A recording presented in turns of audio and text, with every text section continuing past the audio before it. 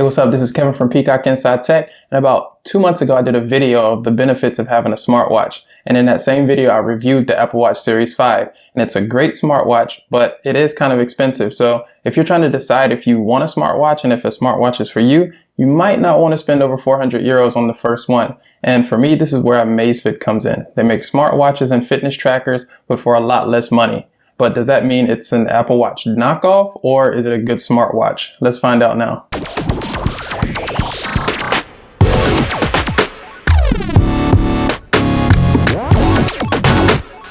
See me? I love smartwatches, and the more features the better. I want to be able to install apps, pay for things, also track my fitness activities, and that's why I don't mind spending a little more on a full-featured smartwatch like an Apple Watch. But what about the people that don't care about all the bells and whistles, like some of my friends? So I sat down and thought about all the things I actually use on my smartwatch, and it came down to notifications, approving declining calls, sports activities, being able to see the weather and my next appointment at a glance, and that's about it.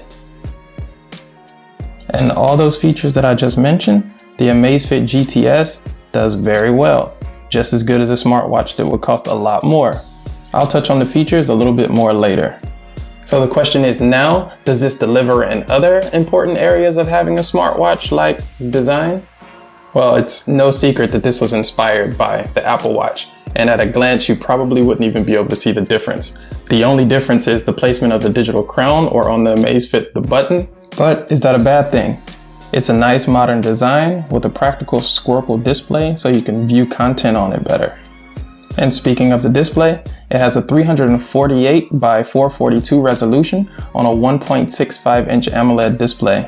And the display is gorgeous. It gets super bright, and with 341 ppi, it's even sharper than the Apple Watch. The colors are great too, very vibrant, saturated colors. It's real nice to look at, and because of the square shape, you can see a lot more content on it. Personally, I like the classic round watch face that you get on something like Wear OS, but it's not as practical to view content on like a square one is.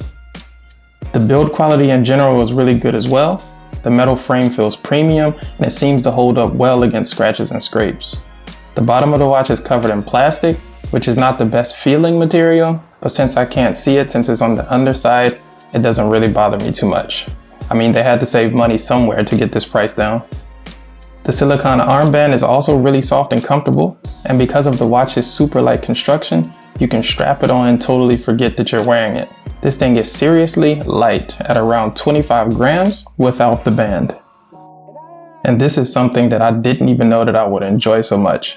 I mean, the weight of my Apple Watch and Fossil Watch give it a more premium feel, but you can definitely feel them when you're wearing them on your arm.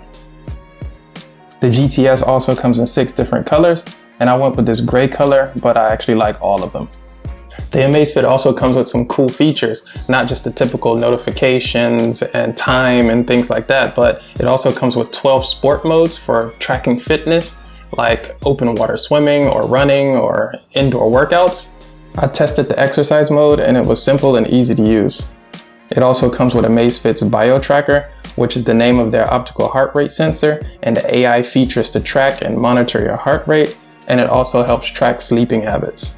The Amazfit app is also easy and simple to use. You can set up and change everything within the app. Oh, and by the way, you can connect the GTS to 2 phones at the same time. I had it connected to the Pixel 4 XL and the LG G8X, so whatever phone I was using, I could just pick up the phone, connect it, and go. Another important area on a smartwatch for me is performance and battery life, and this is where the Amazfit GTS really shines. I've had this watch for a little over 3 weeks, and I've only had to charge it once. After 15 days, I had to charge it, and that is really amazing.